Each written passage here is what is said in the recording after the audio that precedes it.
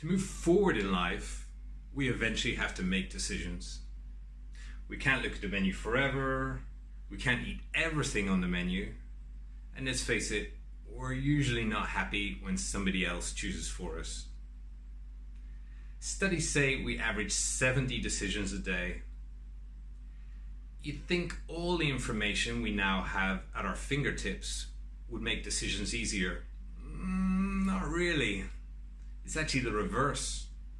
For example, Netflix find that viewers are spending 13% longer than last year when choosing a movie, and this in spite of all their customized recommendations. Never in human history have so many of us had so much opportunity to shape our lives. Shall I continue in my job as a data scientist? Or shall I teach yoga full time? Or shall I try something completely new, make a radical change, start a new career? How about relocating to Southeast Asia or Central America? Or maybe marriage will bring me deeper meaning in life. Perhaps even try and start a family? I'm intimately familiar with big decisions and why they're so challenging. We can never be sure of the outcome. And our decisions often affect others and our relationships. The very act of picking one option over others can feel like we're limiting ourselves. It can provoke fears of missing out. The reason change is so hard is that we don't know how to navigate and make new decisions. Our brain, our body seeks a familiar, predictable chemical state. So it's much easier to continue making the same choices and to pick something different, which will initially feel uncomfortable. The good news is that there are tools and mindfulness techniques we can learn to break through the tension of choosing, so we can confidently make decisions with a minimum of fuss and stress. The result is hundreds of decisions that will save us time, save us money, save us heartache. Let's briefly explore some of the techniques with an illustration. Imagine we're standing in front of a majestic mountain range, the whole world before us. Where should we go? It starts with knowing ourselves. The more we're familiar with our values, our goals, our habits, and the more understanding of this self-image we currently hold of ourselves, then the easier it'll be to see whether a decision takes us to a place we want to go. To figure out what you value most in life, I suggest you visualize yourself on your deathbed, looking back over your life, seeing what you'd hope to achieve, as well as what you'd regret if you don't try it.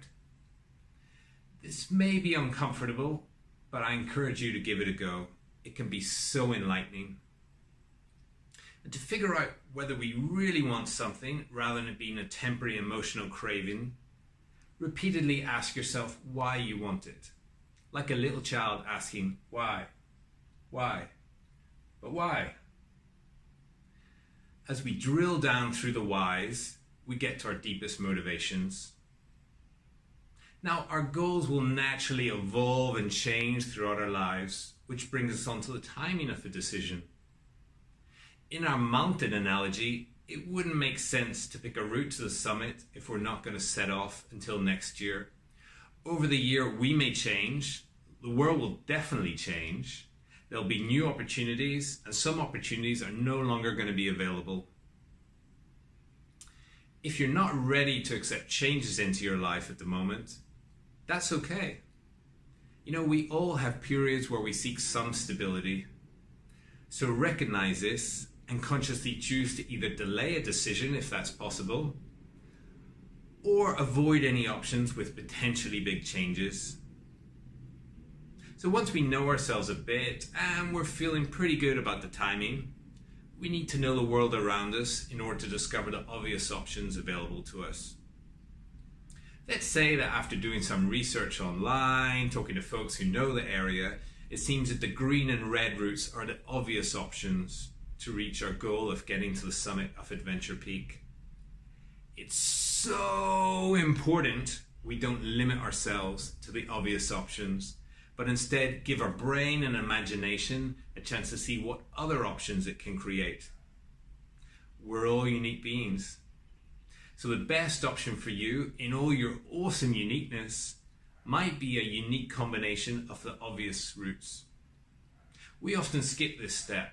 For example, if a headhunter calls us for a new job, we usually deliberate between staying in the existing job versus taking the new job. We never take the time to explore what other options are out there. We give ourselves the best chance of thinking outside the box and coming up with imaginative alternatives by placing ourselves outside our usual routine and trying something new. Visit somewhere new, perhaps a new culture or even just a different neighborhood. Try a new activity, eat something new. The different stimulus and the lack of habits allows us to see things from a different perspective. It shifts us to a mindset primed to create new neural pathways in the brain. So back in the mountains, we might realize that there's a third option, the blue route, that actually suits us better. Whilst we're analyzing our decision, it's quite common to find ourselves stuck. Talking with others can help unblock us. Even the act of figuring out how to express our thoughts can help highlight what option we want most. How much should we let others' opinions influence our decision? When I was a software engineer, we used to identify people on the project as either pigs or chickens. Pigs were accountable for the project deliverable, just as pigs sacrifice themselves for a ham and eggs breakfast, whereas chickens were consulted but don't get a vote. They fulfill their daily task of laying eggs without any mortal danger. So, granted, techies are a peculiar breed, but this approach can be useful in determining how much input someone else should have in our decisions. It makes sense for those that are going to travel with us into the mountains, perhaps our partner or spouse, to be fully integrated in every step of the decision. Others, such as friends and depending on the culture, other family members can be consulted, but should never be the primary voice in reaching our decision. Our thinking self can be a great companion when considering decisions. Our mind discerns what information is relevant, identifies pros and cons, predicts the worst case scenario, and can estimate the potential benefits. It can move us to a closer, more realistic understanding of our options. But it does make mistakes. Over the past thousands of years, our brains have developed cognitive biases. These are shortcuts in how we process information, and they can mislead and interfere with our thinking. For example, we might be biased towards believing that the green route is best simply because it's the one we heard first about. This is the anchoring bias. Or because we know most about it, the availability bias. Or simply because it's the most popular, the bandwagon effect. There are many of these biases, and they're becoming recognized in many businesses. The management consulting firm McKinsey now has a debiasing practice when advising their clients in decisions. And biases aren't the only way in which our thoughts get distorted. In all our wonder, human beings have emotions. Emotions come and go. Emotions are in motion. They can wreak havoc on our decisions. So what, you liked it now, you don't like it, you did like it, you know, it's still early, you can change your mind one more time before dinner. Most people I interview say that fear is the emotion that most interferes with their decisions. If you find yourself taking the safe option or ignoring what you feel is best, then there's a good chance that fear is messing with you. How can we possibly deal with all these biases and emotions? Well, scientists and spirituals all agree that meditation is a way we can keep ourselves rooted in reality.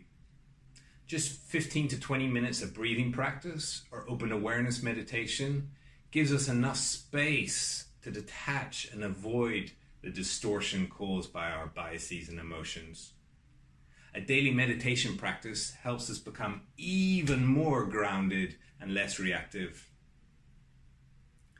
Another way to avoid misguided thinking and faulty conclusions is to try out an option. Experience it firsthand. This try before you buy is not always possible, but if it is, go for it.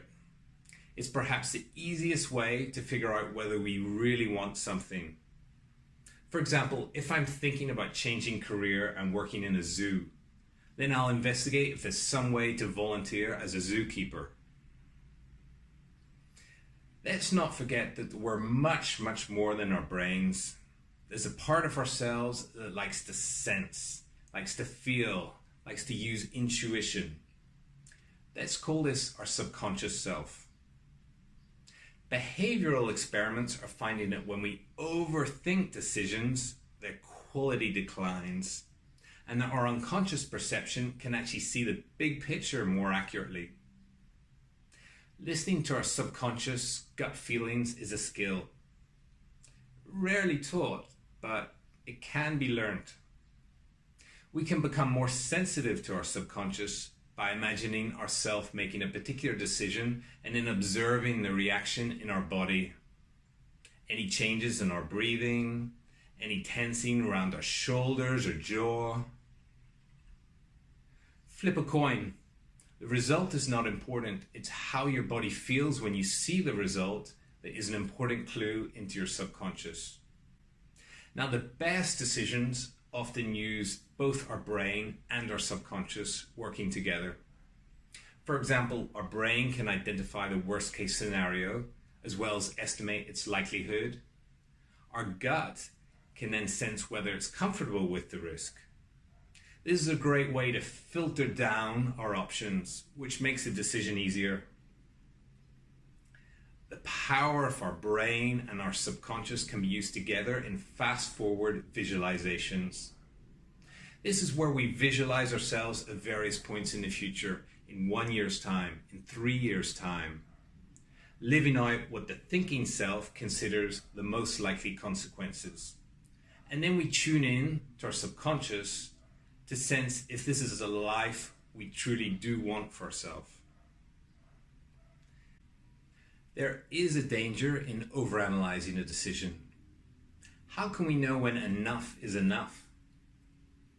You're ready to decide and move forward when it's unlikely you could devise a better alternative, even if you had more time, or when the best option might disappear if you wait much longer, or the perfect solution would be only slightly better than our current best option. When you find yourself at this point, spend a few minutes breathing. Listen to the inflow and outflow of your breath. Perhaps take a walk in nature and let go of any straining for an outcome. Remind yourself that by this stage, you've already eliminated the bad options. Consciously accept that the perfect solution may not exist. Then, summon the courage which is inside all of us and pick an option. Once you've chosen, boom, you've done it. Shake off any stress, reward yourself with a victory dance, and trust your judgment. No backing out, not yet. Start to move forward, take the steps required by the decision. After some time, once we're experiencing the consequences of our decision, then, and only then, we might be in a position to reassess. We might find that it's no longer the best option for us. We might even find a dark cloud over our current path. Should we strain forward for no other reason than the fact we've started? No, that's actually a bias called the sunken cost bias. Instead, reevaluate. We might find, given our new experiences, that we can now see a better route. We might even find that we no longer want to reach the summit of the adventure peak. Life is a series of decisions. Up until our last breath, we'll always have opportunities to change our course. We create our life story by the decisions we make. So I wish you all every success as you continue to exert control over your lives by developing your decision-making skills.